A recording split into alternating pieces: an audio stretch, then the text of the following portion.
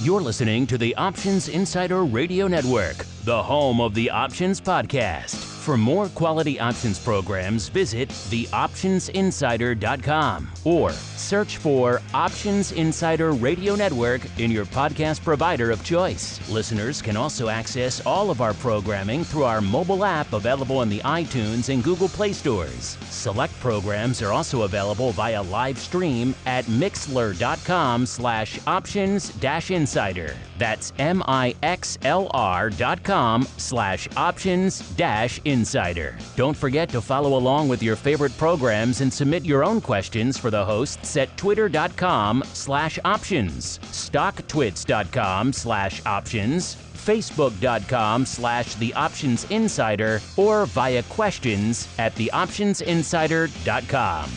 The Options Insider Radio Network is sponsored by Fidelity Investments. Fidelity's Option Trade Builder tool can help you confidently build an options trade in 3 simple steps. Just choose a strategy, select a contract, and then review the benefits and risks of the trade. Learn more about Option Trade Builder at fidelity.com/options. Options trading entails significant risk and is not appropriate for all investors. Certain complex option strategies carry additional risk. Before trading options, contact Fidelity Investments by calling 800-544-5115 to receive a copy of the characteristics and risks of standardized options. Fidelity Brokerage Services, LLC, member NYSE SIPC.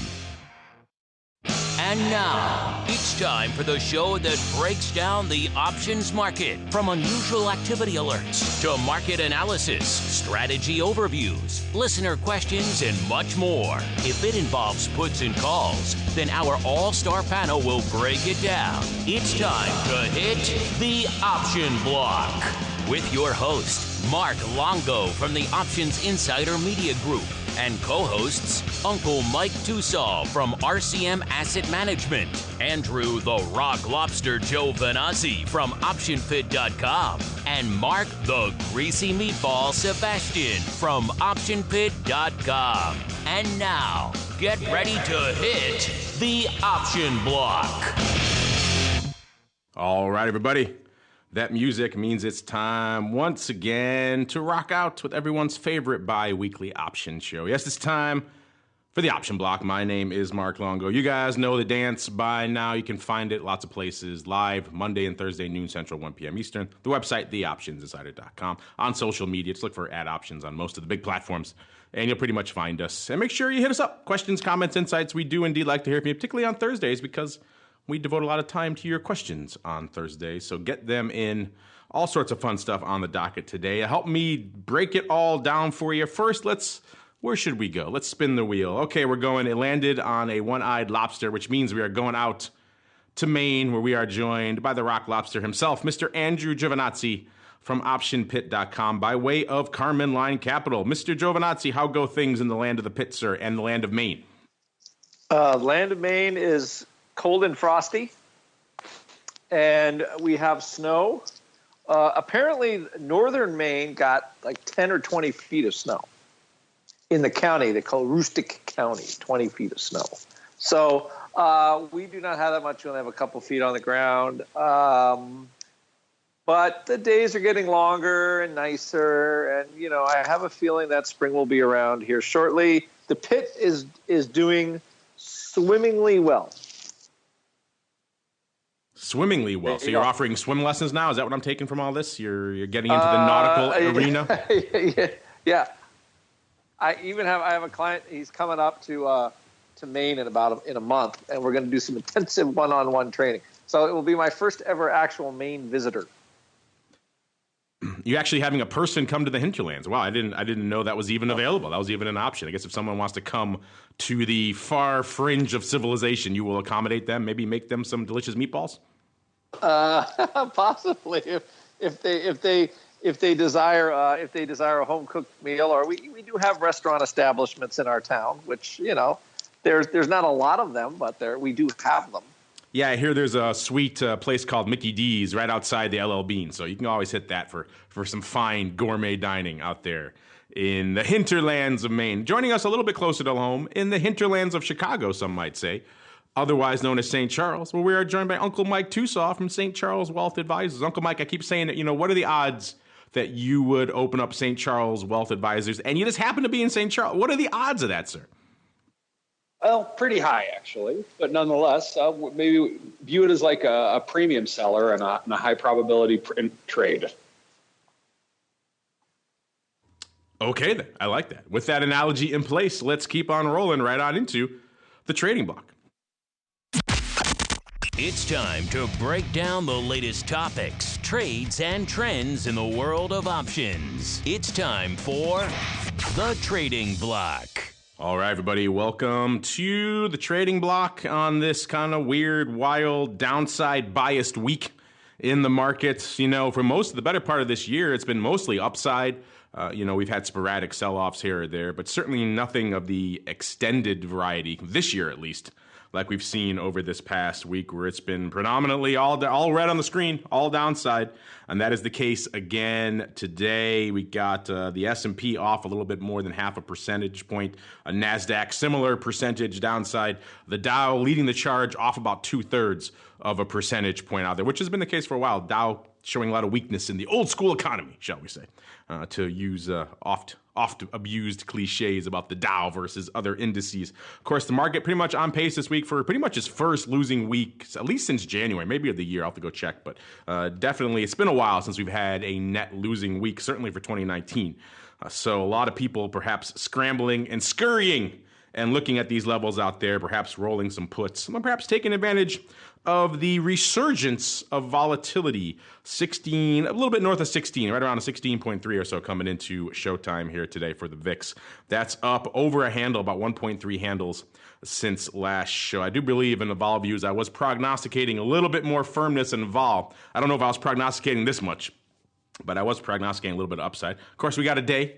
We shall see how all that settles out. If we get a little bit of rally to end the week, I'm sure we'll see a lot of that vol coming in. Our old friend VXX also still north of that 30 handle. It flirted with it ever so briefly. It was threatening it. And then it said, nope, up to nearly 39 right now. Today, about 38 and a quarter, off about half a handle or so out there. So a lot of interesting stuff. Apple still far away from our old level of the 150 level we were all debating not too long ago, about 174, a little bit shy of that, 173.94 looks like. So a lot of stuff to sink our teeth into. Let's start in the hinterlands of Chicago. Uncle Mike, sir, it's been an interesting week, a lot of red on the screen. What's been lighting up your tape, sir?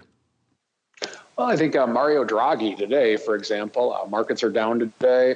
So it looks like from what I could tell of what he was saying, I think that things are not as good as they had hoped they would be over on the other side of the Atlantic. So I think that's kind of what's scaring the market a little bit today. Not a ton. I think that if it's something that we need to be really alarmed about, we'd be down a heck of a lot more than we are.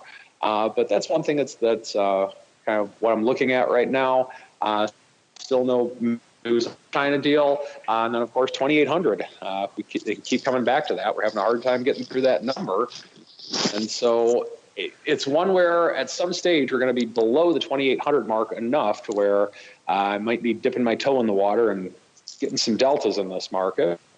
And I'll look at it later today towards the close of trading. But for right now, consider a couple roadblocks, but once the roadblocks are through, don't see a ton of other things that are standing in the way. In terms of some individual things with which they're lighting up my tape at this point in time, financials seem to be taking some of the brunt of this downturn today, and that XLF is down just under 1% on the day-to-day. So it looks like that's what's kind of getting hit in a lot of ways for what's actually happening today. My formerly beloved Apple, of course, only down 43 cents on the day, which that's really not a lot. And that's kind of what's going on in the world of St. Charles Wealth Management today. I thought for sure when you started laying into Mario, you're going to regale us with your skills at Mario Kart, sir. But not the case. Talking Mario, the other Mario Draghi out there. Go figure, a lingering trade war for the better part of a year with two of the largest economies in the globe is going to have a bit of a lingering effect on other economies that were already kind of weak to begin with around the globe. Go figure how all of that works. But I hate to give you a spoiler, Mr. Uncle Mike. Maybe this is going out on a limb, but I hate to break it to you. I don't think we're hitting 2,800 today. Can you handle that? Maybe not. Well, no, what I'm saying is I might start dipping my toe in the water with some below 2,800 plays. He sells puts. P-U-T-S. What is he, Warren Buffett? But no, I was just teasing you. I know 2,800 is your big level you want the market to reach. And I just like to tease. It's fun. Yeah, we're not, spoiler alert, listeners, not hitting 2,800 today. Mr. Meatball, Mr. Rock Lobster, when you're not making delicious meatballs and you're watching this VIX climb, first off, what zone are we back in these days? How the zone's looking? And then B, what else is lighting up your tape over there in this post-Mario world? By the way, you noticed Tosaw, he was mean to you, and then he goes and insults me, right? Like 1-2. Got to be equal opportunity. 1-2. Yeah. I said you make delicious meatballs. Where's the insult in that? Well, first you call me Mr. Meatball because you don't even insulting. Know how your own guess. I will grant you that. The only job you have really is to understand who's on your show for the day, and the most basic responsibility you still can't. I have a few more than that, but yes, I see where you're going. Anyway, you know what I did today on our vol report? I said, do you remember when we had that vol poking up? I don't remember when it was. It might have been September or whatever. We say, the reason for the vol has not revealed itself. I was trying to find the quote, online from YouTube. I think it was Samuel L. Jackson. The Sith have not revealed themselves. So I'm thinking maybe at the low for vol at the beginning, it was 13.5. It looks like we were just going to kind of do nothing. That, the first hour of the day, Monday, vol was in the ash can. And then, one of my vol rules, as soon as it's not doing what you think it's supposed to do, you got to change gears. So the surprise was, okay, well, we keep going up, and everything was kind of weak. And certainly we were at 2,800, now we're 2,750. Easy enough for VIX to get up there, but I realize moves are still not, we're not getting that crazy underlying movement. Today it's definitely up there. Today's up there. I don't see how that Draghi news is anything good. I don't think Europe can get it together. I think they're coming to the end.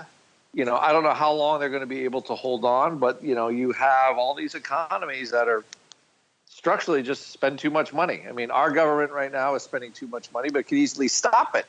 But they seem incapable of doing, of course, after I learned from some friends how the government actually spends money. But right now, there's nothing good about the Europeans going back to the QE well, because it only provided – to be perfectly honest, I think it's all a waste of time. And they have to do some real restructuring and take some real pain. But 10 years after the financial crisis is over, they have to reinstate QE. To me, that's a big black mark. It could be part of the trade war, but you've had some instability with Brexit. You've had, and Europe also loses when the Chinese steal their technology and stuff. So they've had the same. I think they've had the same competition problems we've had, and they're not set up as well for it. So I don't take it as good news. I would say that, as this percolates out a little bit, maybe it might be a while till we see 2,800 again. That's certainly possible. Getting a real trade deal with the Chinese where they actually stop stealing people's stuff, I think that would be a give the market the boost it needs. We'll see what earnings look like. We'll see what GDP looks like after, the government shut down in the first quarter and all that stuff. But as of right now, there's not a lot of good news. Vol's been going up, mostly I think on the lack of good news. It feels like somebody knew Draghi was going to say this, which is why VIX, why Vol was staying bid for the last 4 days. But the market was, just kind of creaking around.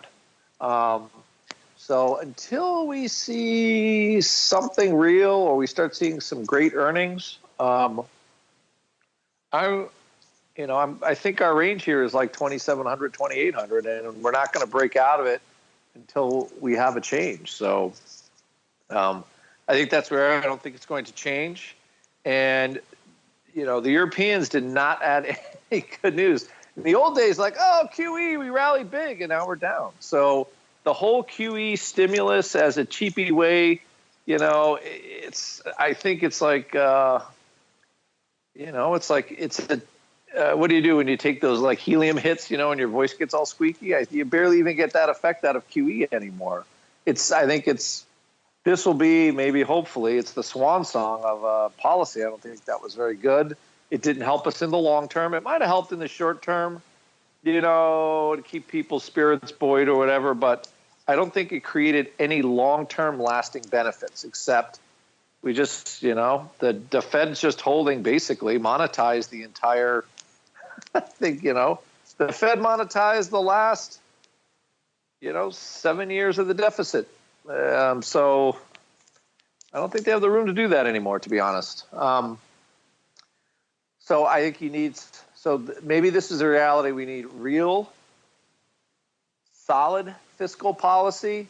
The $1 trillion a year deficit our country has, mostly from insane spending. Like all this stuff is like, these are things that weigh on the market that need to be resolved, that aren't getting resolved. Politicians will probably never resolve them until they absolutely have to, which means SPX is 2,000 and not 2,800. So, I'm not trying to be overly bearish, but none of this is good news, the fact that they got to go back to the well. Nothing.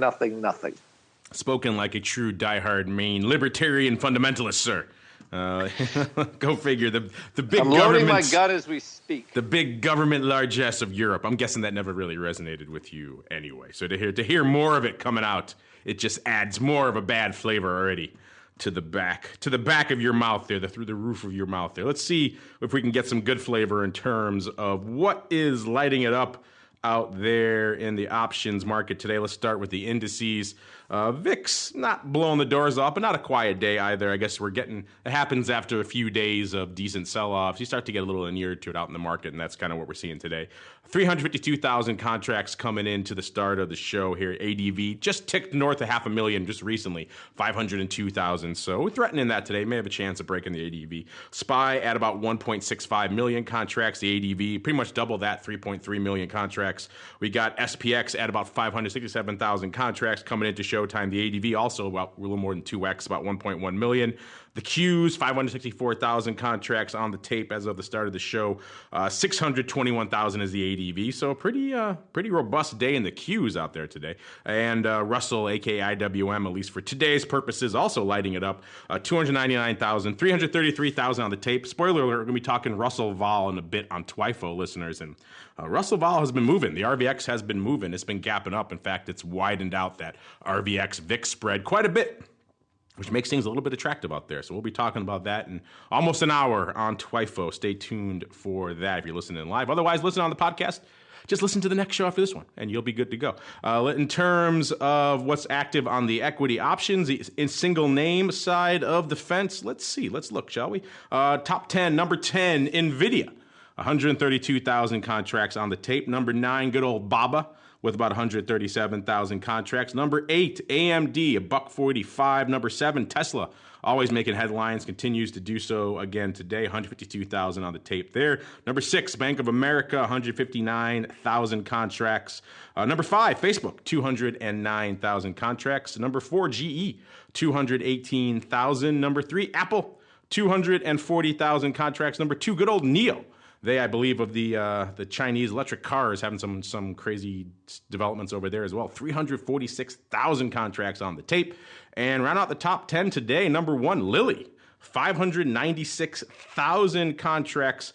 Once again, actually, no, I take it back. It's not NIO. It's close. NIO 73% bias to the calls, but it's actually Bank of America taking that title with 75% of the flow today going on the call side of the tape. So they win the award for the most biased paper flow out there today. Speaking of paper flow, got to get to it. The numbers are out. In fact, this is part of our poll for the week, so get on over to Ad Option. Just went live before showtime if you haven't had a chance to vote yet. We asked you guys at the beginning of the year about volume. Let's see if this February's numbers will change your mind a little bit. We were kind of debating whether, after a record year, 5.1 billion contracts changing hands in 2018, if we could hang with it. So far, my prediction was kind of no. I think the Rock Lobster is no. Uncle Mike was the optimistic one, as usual, saying yes, I believe. And so far, at least, unfortunately, the no's have it. February numbers just announced this week. Total volume in February from the OCC, 354 million contracts. That's down nearly 26% from February of last year, which, to their credit, was the fifth highest volume month in the history of the OCC. Remember, last February, a few things happened. February 2018, so no VIX eclipse this year to drive the paper. Year-to-date ADV also disturbing, 19.4 million contracts. That's down nearly 19% from 2018. Let's drill down a little bit more. Exchange-listed options, that's where we like to hang our hat. 349.1 million contracts in February. That's down nearly 25% from last year. Equity options, drilling down a little bit further, 316.3 million contracts. That's a 20.5% decrease from February. That includes cleared ETF options volume. If you break that out separately, that's about 119.2 million contracts. That's down nearly 40% from February of 2018. Index volume, break that down as well, 32.7 million contracts, down a whopping 51% from February of 2018. But that's not even the record for the percentage. No.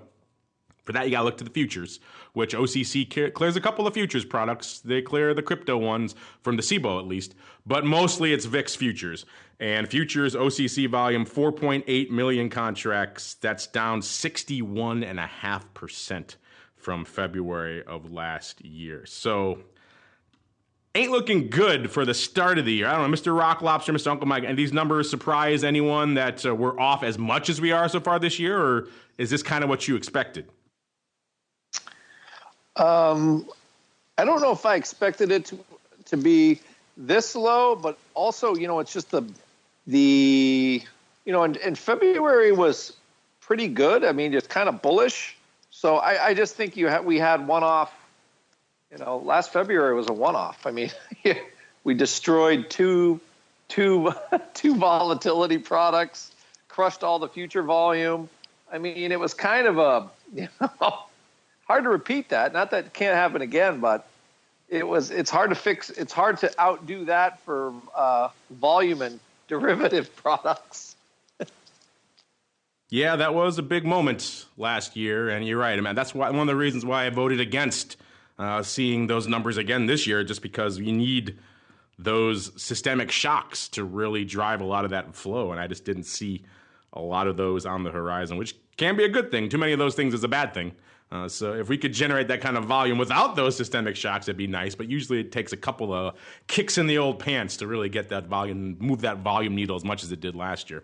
So far, at least 2019, we're not seeing it again. It's years young. We have a poll over there at Options. We thought at the beginning of the year, all of you pretty much thought we were going to blow the doors off 2018. Now we got 2 months under our belt. Again, the year is still young, but let us know if you still think that or not. Head on over to at Options. Make your voice heard. It just went live before showtime, so you got the rest of the week to vote. But if you're listening live, get over there right now. Speaking of getting over to things, let's get right on over to the Odd Block.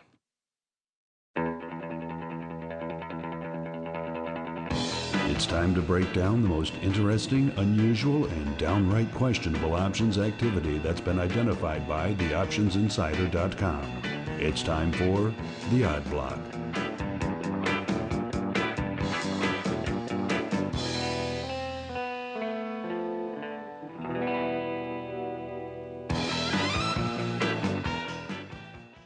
All right, everybody, welcome to the Odd Block, the portion of the show where we break down the weird, the wild, the woolly, the wondrous. Sometimes, things are going on before the showtime, so we like to kind of just roll with it and kind of read them live, see what's lighting it up live right now. We're going to do just that. Mr. Rock Lobster liking to hang his hat on our first name, actually. He's the one who spotted it. It's some paper out there in good old Kraft Heinz, ticker symbol KHC.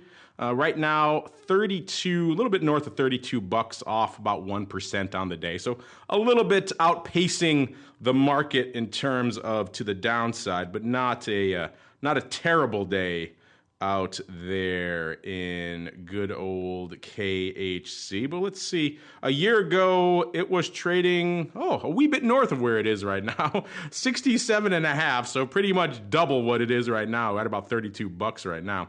Then it's kind of was most of the year kind of on a inexorable slide to the downside. It had a few pops. It sold off to 54 back in May. Then it kind of rallied a little bit, so it had some life back to 64 again in July. And then it started again on the slow decline all the way down to about 42 on guess when? Christmas Eve. And then it was looking good. It was looking stable up to 48. And then looks like the recent earnings on February 21st really just clipped their wings. They went from 48 to 35. And they've kind of been vacillating below that ever since. So not a good year so far, Mr. Rock Lobster, for Kraft Heinz. What's been catching your eye out there in terms of option flow in Kraft today, sir? Warren Buffett owns a big part of this. They had to write never heard of him. down Who are you the talking big about? value of it. Who's this guy? Jimmy Buffett? Is that what you're talking about? Yeah, Jimmy Buffett. He has a less famous cousin, I think, Warren. So I'm looking at this 30 strike. It's something that Mark started looking at. Somebody just keeps selling these puts, the April 30 puts. They just keep selling them and they keep selling them. And so there's 5,000 traded today. That's not a small amount. What is that? That's 500,000 notional shares. Probably nothing for a guy like Warren Buffett, to be honest. But somebody's selling the crap out of this April 30 strike. So no matter how far the stock goes down, they keep selling these puts. So 24 vol for those puts. So you think it's Mr. Buffett looking to acquire some more, sir? That is his MO, right? For the man who says derivatives are weapons of mass destruction, he's never been reticent to blast away at a put. No, he hasn't. But why he's good at it? Because he waits till the stock is zero, then he sells the puts. Of course, what he also usually does is he doesn't play in the listed stuff. He'll call up OTC and say, construct me some crazy thing. And then because I'm Warren Buffett, I will get some ridiculous premium to sell these to you. And you will say, thank you, sir. And so that's usually his MO as well. It'd be like expiring in 2025, some absurd strike with a ridiculous premium to it. So it'd be weird seeing them blasting out in the listed, but I guess crazier things have happened, right? Yep. I said I always have my story that he's somebody in 1991 sold puts in Coca-Cola. Tens and tens and tens of thousands of puts in 1991. That was huge volume. Literally single-handedly destroyed the volatility on the entire CBOE floor by selling these puts. The vol in Coke got to 8%. 8%. So anyway, he left a lot of burnt skid marks on market maker backs, that's for sure. But anyway, I just see this, and it has the hallmark look of that type of trade, value trade. Stock is down. Like you said, it's $60. The value of the franchise is cut in half. I wouldn't be surprised if people start playing at that level. I mean, 50% of it, is not a bad spot. So anyway, I bring that out because that is like the cheapest vol of anything. So normally when a stock just gets smashed, like, okay, it's going to keep going down, or what, there's usually something. But I mean, right now that is the lowest vol of any strike that I can see. So an out of the money put with the lowest vol, that is not normal. Yeah, I'm looking here. So I'm looking here as we're talking. In today's paper, the biggest trade, 3,000 of the 830 puts for a quarter. Crushing the bid. Then he doesn't care which month it is. He's going out to October as well, selling 1,000 of the OC 30 puts for $1.90. And then even April 30s again, another 700 going up for a quarter. So he's just it's like he's crushing Jan 2020 30s going up 500 times for $2.50. So he's crushing that 30 strike pretty much across the board, sir. Well, just to let people know that options, delta and all that stuff is a little bit, let's call it nebulous sometimes as a concept. So what is it? Kraft is down 83 cents, and those puts are unchanged on the day at 25 cents. Unchanged. Stock down, puts unchanged. So again, you would learn all that kind of stuff at Option Pit because we teach people how options work and trade them and all that kind of stuff. But they are just getting annihilated. So anyway, it is, but they are probably cheap enough to buy and spread against something else. I'm sure you could come up with a couple of things to do. But that, at least for that as a volume, I thought that was kind of a standout type of volume trade, an interesting vol trade too. And next on my list is the GE, and you are seeing enormous volume once again. Now it's going to ex-div, I think, but the dividend there's not much of a dividend anymore. It's only a penny, right? So they took all the fun out of that's the never GE stopped dividend. them before. They'll still put 1 million contracts through it to get that penny. You watch. Yeah, I guess so. But I mean, you've got the 9-level put. You've got 29,000 contracts traded on that put. Probably closing. It doesn't look like GE is going to get below that 9-level. So it's one of these where there was a lot of volume, but it's another thing. Like, are they killing the 9 put? The March vol is down. I don't know, 19 or 20 points. And again, it's expiring in a couple days, but I think they're just, people are picking their spots, and there is some line in the sand action going on here. So the 9 put at a nickel is, it looks like somebody just wants to, they're offering those things. They want to sell them or take delivery at 9. They feel like they missed a golden opportunity when the stock was $7, so they're jumping back in again. So it could be a closing transaction, could be, but more large and huge volume, and it's not really going away anytime soon. I mean, you got 29,000 contracts, and the largest size the largest size on that put is only, I'm looking at it right now, it's all like dribs and drab contracts. So there's no size trader on that. So, maybe people want to pick up a free nickel. I don't know. But that is how it appears right now. So people are trying to get themselves some GE and dump these jump puts. It is fascinating just how much flow GE has been generating of late. It's just a machine. Obviously, it's getting into ex-div now, so this current volume is a little bit crazy town. But in general, yeah, it's in our top 10 almost every day these days, right? Which is, who would have thought that 6 months ago? Oh, GE, dominating the tape, beating Apple today. I mean, crazy. Again, dividend aside, it's still just crazy town. Speaking of crazy town, speaking of blasting away at puts, Mr. Rock Lobster, let's wind up the odd block. Let's talk about some more put blasting. Why not? Let's just blast out puts today, because it's a put blasting odd block. Let's wrap it up. Another K name as well. Puts in another K name. This time we're going out to Kroger. Ticker symbol KR. This one trading today, taking it on the chin a bit today. I'll have to see if they all had earnings today before they open. So yes, not faring well. Let's just see really quickly if we have them in our earnings move report. We do have them in our earnings move report, courtesy of our friends over there at ORATS. You could find it, theoptionsinsider.com, of course. Kroger going into their earnings was almost 28 and a half.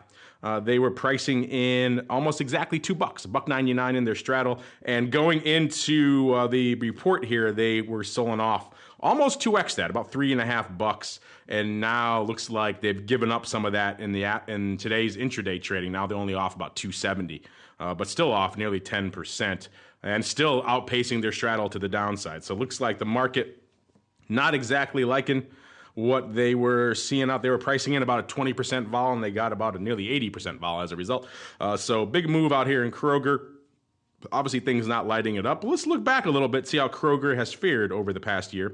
A year ago, they were actually at about $23, so they're actually a little bit north of where they were. Then they kind of rallied, and by the time of summer rolled around, they were up to 32.5. Late summer, actually. This is into September now. And then they kind of sold off again to about 27 back in October. And then when everything else was selling off in late October, November, they were actually rallying again up to 32. So it's kind of been a weird topsy-turvy year here for Kroger. And then recently they were trading 27.5 again. And then until today's number, they were kind of vacillating for the last couple of months around that 27.5 to like 28 to not in that mid to high 20s range, and then selling off again today, obviously, to about 25 and change. So interesting stuff out here in Kroger. But perhaps, Mr. Rock Lobster, to keep ourselves thematically consistent, since we're talking about blasting out puts, that's exactly what someone was doing in Kroger today. So someone coming in after the earnings, which is interesting. Usually you see these trades kind of before, but taking advantage of what vol is left post-earnings, and looks like they're drawing a pretty sizable line in the sand, sir, coming out this time on the 23 strike in April, blasting out 21,931 of those bad boys for 21 cents. It's actually below the bid. These things were 22 cents at 26 when the trade went up, so someone had to give up a penny in order to get nearly 22,000 of these bad boys done. Also worth noting, that is opening. And again, like we mentioned, that's all post-earnings because the earnings came out this morning. So I guess, Mr. Rock Lobster, they were coming in. And, this could make some sense, too. We've seen this before, when there's a big sell-off in the earnings, or I should say post-earnings, in that immediate blush when the stock's selling off, when it first opens, the options are bid, right? The vol's bid, everything's bid up. And then once the sell-off seems like it hits its nadir, and then it maybe calms down a little bit, that's when the vol starts crushing and crashing in. So this guy, let's see, when he was trading up at 11.13, so I don't know, maybe that was a little bit late, I don't know. But either way, if he hit it, if you time it just right on those moments, you can really get a nice vol crush coming your way after most of this craziness has kind of petered out a little bit. That was, we saw that happen a lot back when I was out in Intel. It was a pretty good trade if you had the bullets to do it. So maybe that's what this guy is up to here. Maybe he decided to come in and crush 23 puts, 21 cents. Doesn't seem like the most absurd sale I've ever seen, but it's not a bad one. Also worth noting, there were some longer term puts trading out there too. In smaller size, we saw different downside strikes going out a month or two, 3,000 lots, 2,000. So there were other puts trading out there as well. Seems like a lot of them were biased towards selling as well. So maybe someone's coming in and drawing some sizable lines in the sand. Mr. Rock Lobster, what do you think of this trade? And in general, the kind of maybe, do you agree with that kind of coming in and you're waiting for maybe the sell-off to peter out a little bit, and then you crush what's left of the vol before it implodes? I think that's what our friend was up to here. I think that would be an astute observation, Mr. Longo. I've been known to have one or two in my day. Every once in a while. I think that this, because I follow Walgreens a lot. Who doesn't? And then this is but these Kroger and Walgreens got kind of Amazon, because Amazon said they're going to start, they're trying to be more aggressive with groceries and, trying to, what's funny is Amazon rolls into storefront retail and everybody thinks that's a great thing when it's one of the most cutthroat businesses there is. And anyway, so. Yeah, they're opening new freaking supermarkets. Even after they already bought a supermarket chain, they're going to open new ones. It's like they don't have enough. Well, the funny thing is now they're just a supermarket, chain. So, I don't know. I know their weakness has always been they've got to figure out a way to control their own delivery. So maybe this will be the method. But anywho, I see Kroger and Walgreens. Those are two stocks that I'm following just because of the Amazon play. Walgreens I might like as a long-term kind of investment, but Kroger just looks a little more opportunistic. And I think they're taking the last of the vol and smacking the crap out of it. The puts are now offered 21 cents, and it's not like Kroger is having much of a better day than it was having, this morning. So. And you're starting it's not very much different from like the Kraft, where somebody is just they're taking these puts to the woodshed, and some of these it's not like a FANG stock where everybody loves it. I mean, this is kind of like old line and everybody's worried and blah blah blah blah blah. I tend to like stocks that the market hates because you buying stuff when it's cheap seems to be easier. So I think this is probably an opportunity. 23 is like a 5-year low almost. I think 20 is a 5-year low, so that is not far away from it. But it seems like a reasonable thing. You get 1% on your money for a month, or just about that, right? Just about 1% on your money for the month on that put sale. So I don't think from that point of view that might even pass the Tosaw write a put test. Possibly, I don't know. But I mean, he doesn't get out of bed unless it's 5%. You're getting That's something, right? You're getting something is what I would say on this one. You're getting something. So,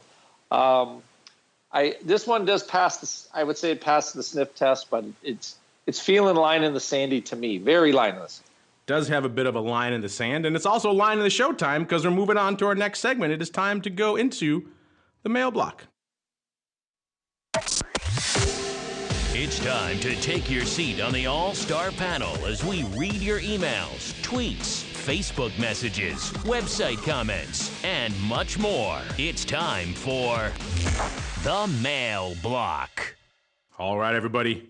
Let's do it. Let's get into your questions, your comments, all your good stuff out there. Let's kick it off. I mentioned at the top of the show we have a poll going, went live just before showtime. Kind of just getting your pulse again on the world of options volume, like we mentioned at the top of the show. So far, ADV looking a little light, off nearly 20% from where it was this time last year. Now, granted, we are comparing to a historic February, but just about every level. So bear that in mind. The bar is quite high for what we're comparing to. But still, and January, people forget too, January was also a fairly active month last year as well. So we had two fairly active months, one historic to compare to. But still, we need to at least be within spitting distance of those, right, to make the year. Otherwise, March through June's really got to light it up in order to make some of that ground back.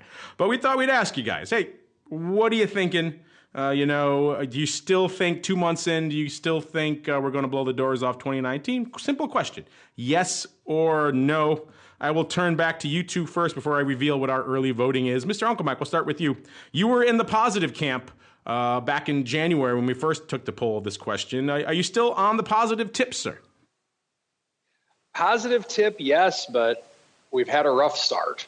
So I'll still stick with it for another month or so, but at some stage you got to cut your losses. But I'm going to be stubborn for a little bit longer. Say yes, I'm positive. Staying stubborn, I expect nothing less. Mr. Rock Lobster, I believe you were on the negative Nancy tip. Are you still leaning that way, sir? Yep. It's just I think that was you had two vol events in 1 year, and from a volume point of view, it's just hard. It's hard to beat that, but we do have that single-digit vol president. Anything can happen. He might decide to get kind of quiet and tranquil again. You never know. Then there we go back to zone -1, and all this is a moot conversation because we're not doing anything.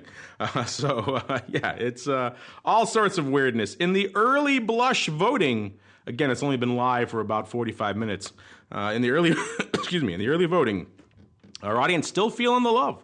70% saying yes, only 30% saying we're not going to beat in last year. So I know there's a lot of pros, a lot of industry folks floating around in our audience, so they have a bias perhaps toward. I did this poll at the STAC conference back in January. It was overwhelmingly positive. We're going to blow the doors off 2018. So we shall see. This will go live through the weekend, and we'll talk about the final results next Monday. But interesting stuff. Get over to Ad Options if you haven't done so already. Mr. Uncle Mike, before we keep going, some of our listener questions, you had an interesting suggestion for a listener/client question. Why don't you walk us through it, sir? Yeah, so going through this, and this is something for you guys to maybe type up while I'm going through this question. Okay, so let's go maybe about above the money on, and by above the money, meaning above the current price of the underlying, maybe $100 on Google or so, and similar percentage on CRM. And once again, I don't trade any options in these stocks. Maybe have some for long-term holding, but this is just kind of like an educational thing that we're looking at here. The price of the call spread is higher than the price of the put spread with the same strikes for a calendar. So for example, let's say you go maybe 2 weeks out for the short leg, and then maybe a couple months out for, to say, May for the long leg. And what we're seeing is the price of the call spread being more expensive than the price of the put spread. Now, my theory on this, and I'll kind of give you some thoughts on it, and you guys can add to this, being the market-making veterans with which you are. My thought is that one of the reasons for that is that, number one, you're going to see a much wider bid-ask spread on the put side of it. And that's just simply because of the fact that no one's going to buy a put that far in the money, typically, or no one's going to want to, so there's going to be less demand for it. But there does seem to be some type of skew in existence on that. So I'm just kind of curious as to your guys' thoughts from the standpoint of synthetics, from the standpoint of where there may be some skew as to why that may be. Now, before you answer, the other thing with it is that right now there are some stocks. Google is one of them. Google is in the skew fund right now, meaning that for longer term, we're able to buy at the money puts and sell out of the money calls for even money, or close to it, not exactly that. So with that, like I said, I guess I do own some Google, but it's just, and my clients do own some of it, but it's on the skew side of it. It's not in the active trading side of it. So with that edge that exists, do you think that could have something to do with the price differential between an in-the-money put calendar and an out-of-the-money call calendar? Does that make sense to everybody? Mr. Rock Lobster, since you're, I can hear you breathing like Darth Vader. That must mean you're very excited about this question. So I'll let you go first. Well, I can never figure out where the mic is on these earpieces. I'm trying not to breathe, but I turned blue and I had to stop. I had to start breathing again. All right, go ahead. So the answer to Tosaw's question is it's a cost of carry thing in Black-Scholes. So as time goes on, the forward value of the underlying is more. So if you trade a option combination, calls become a little bit more expensive in time relative to puts. The longer in time, a lot more relative, because the cost of carry is figured into the model. So depending if there's a dividend, you're going to see something opposite because they got to reduce the calls for the dividend. So it's all in the model. So with that, to add to what you're saying, Andrew, let's say that I want to get an identical position. So I'm going to buy 100 shares of stock and buy a put option, or I can buy a call option at the same strike. And with the rest of the money that I'm not using in the underlying, I could invest it in the 6-year treasury, or 6-month treasury note, or 6-month treasury bill rather. And that would finance the cost of the extra premium in the call, thus keeping parity, thus making synthetics as they are. Would that be a fair statement? That is a way to say it. Yes. Yep. Got it. I would prefer you in the 6-year T-bill, though, to be precise. You know, why lock it up for 6 months? You know what? That is that 3.5-year T-bill. Split the difference. I'll tell you what, though, interest rates between 3 and 5 years now are not that bad. Yeah, that's where the exciting part of the curve is, right? Post 3 years, 3 to 5. That's it's a lot better. It kind of is right now. Who'd ever have thunk I'd say that in a million years? The exciting part of the curve is in between 3 and 5 years. That's not usually a sentence that comes out of my mouth anytime. Maybe on TWIFO every now and then. But yeah, rates are suddenly of interest of late. So yeah, your clients. Good for a good little question every now and then, Mr. Rock Lobster. Tell your listener well done, or your client well done. And if they're ever in Chicago, we'll have to get them a beverage. And we'll do it. That actually came out of the Fuqua School of Business at Duke University. It was one of their own that had the question. I was going to say, it sounds like an academic might have put that. I was going to suggest that, but I didn't want to assume, because you know what happens when you assume. Maybe like our friend EA Tripp did. He was commenting on our poll from last week. Remember, we asked you guys, what are you up to right now? What's your go-to strat? Do you like, we gave you a bunch of choices. Those long calls, long puts, or long verticals. Then we have short calls, short puts, short verticals. And we had, I think, flies, so iron condors, iron flies, things like that. And then we had calendars and diagonals. And you guys chose the long premium route, the long calls /put/vertical, overwhelmingly, nearly 50%. And EA Tripp commented on that, said, how did strangles not make the list? Well, and people had all different, why didn't this obscure 1x3x5 make the list? A lot of you had those questions. The truth is there's only 4 slots, so we can't put every strategy. If we put strangles, someone's going to write in and say, why not straddles? And so we got to put straddles and strangles. And it's just one of those things where we tried to give a broad spectrum of approaches, long premium, short premium, time, spreads with wings. That tends to cover most people. But yes, if we had infinite slots, we would have put strangles. We would have put Brian's favorite, the fig leaf, all kinds of weird stuff on there. But just there's not enough space. So that's why strangles did not make the list. Do not take any offense. Well, some of these questions seem simple on the surface, but they are very involved. I mean, the cheapest way to buy a put, we could spend days on that question alone. Let me see if I can get some quicker ones here. Andrew Yorbob saying, fantastic shows. Just do it. Mark is great. Well, thank you. I think that's from one of, I don't know, iTunes, one of the platforms, one of the reviews in there. If you like what you're listening to, head on over to your platform of choice. Doesn't have to be iTunes. It could be whatever you listen on. And leave us a review, maybe like Andrew did, saying, hey, you like what you're listening to. We appreciate the love out there. Let's see. The rest of these are all super long. Yeah, we'll have to, unfortunately, spend a lot of time on that Black-Scholes one. But we'll keep on rolling into our final segment. It is time to go around the block. It's time to tell you what we'll be watching on our trading screens until the next episode. It's time for Around the Block. All right, everybody, welcome to Around the Block, the portion of the show where we tell you what we're watching. Obviously, the macro winds of war are in the air still in terms of trade wars and the malaise that has set in as a result. There were still some names popping off this week from a micro perspective. Earlier in the week, we had Target, if you like the retail, Kohl's, BF Goodrich was popping up off there, Ross. We have today, after the close, we have Costco. A name a few of you may have made familiar with. Before the bell, we had Burlington and GNC, so a lot of retail names.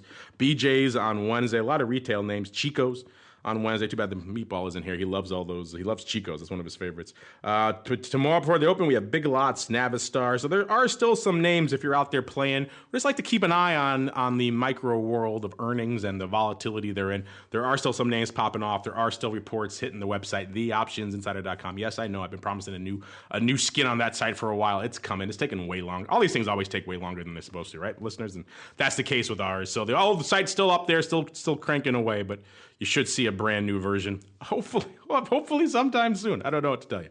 But before we go around the block here, let's go around the block. Let's start with the Rock Lobster, sir. What are you watching aside from your best friend, Mr. Mario Kart? Besides Mr. Mario Kart, to be honest, I'd like to see this trade thing happen just to see where it goes. If it's positive, if it's negative, if it's continued more on. I don't think there's a lot of there feels like a lot of push to the market. So I think everything's kind of slidey and weak, at least that's what the VIX curve says, slidey and weak. And so until that changes, it's probably going to stay that way. And I don't expect a whole lot more because we're kind of in that fallow period, like March. There's a couple of earnings coming out, but with the ECB basically saying Europe sucks, which is what they said, there's not a lot of reasons to be what we'll call buy-call bullish. There might be some reasons to be sell-put bullish, but not reasons to be buy-call bullish. So anyway, I'll wait till Tosaw gets happy at 2,800 and I think about buying calls again in the SPX. But until then, I think look for more of the same, this kind of sideways sliding and the types of trades that make money that way. These line in the sand ideas that you're seeing even in the op block. I mean, that's in a market that's not giving you much. That's really all there is without just taking stupid risks doing something. So that's what we got. I think we got kind of this more sideways thing until something either very positive or very negative comes out of this China trade deal. Our audience is not going to like hearing that. They all voted last week, almost 50%. They want to be long premium right now, particularly long calls, long verticals, maybe some long puts too. So they're not liking what you're selling, Mr. Rock Lobster. They want to get out there, get at that long premium. So maybe they are buy call bullish. Who knows? We shall see. This week hasn't worked out too well, so hopefully that hasn't been the approach you've been taking. Mr. Uncle Mike, are you buy call bullish, especially now that we're south of your magical, mystical 2,800 level? Nah, I am dip my toe in the water bullish maybe in another couple hours. So that's kind of where I'm at. I mean, I think 2,800 is a big number we got to get through.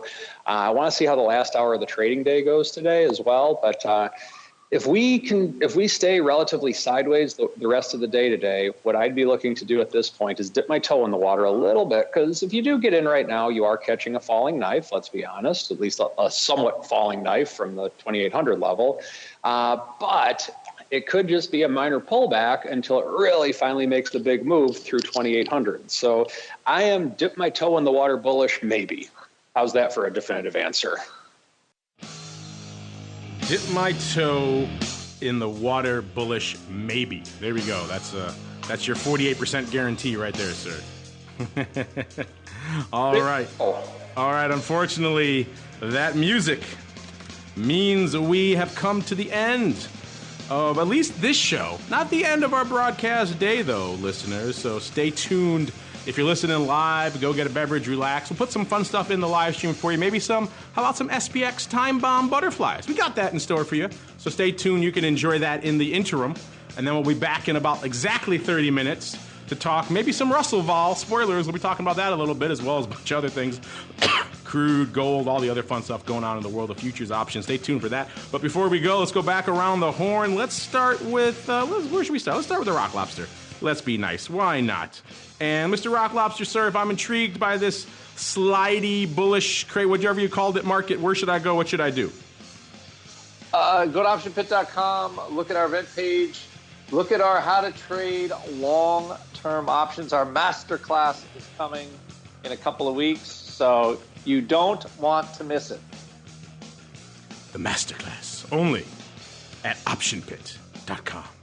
Maybe someday they'll get that video guy back and he could say it fun too. But in the meantime, you gotta slum it with me. All right, and last but not least, Mr. Uncle Mike. If I want to go to St. Charles and learn about some options, maybe have some tasty, delicious euros, or perhaps I want to just click on a Fox, where should I go? What should I do?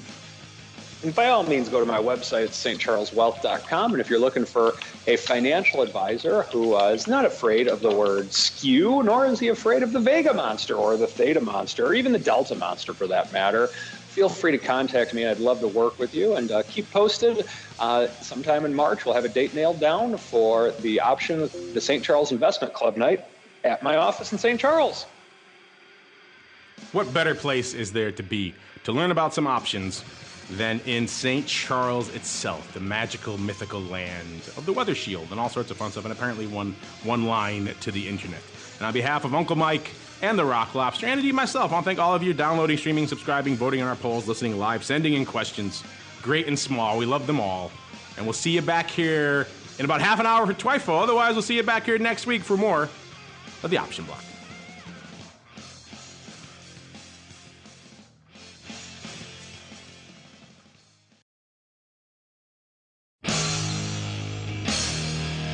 The preceding program was a production of the Options Insider Radio Network. For more quality options programs, visit www.theoptionsinsider.com or search for Options Insider Radio Network in your podcast provider of choice. Listeners can also access all of our programming through our mobile app, available in iTunes and on Google Play.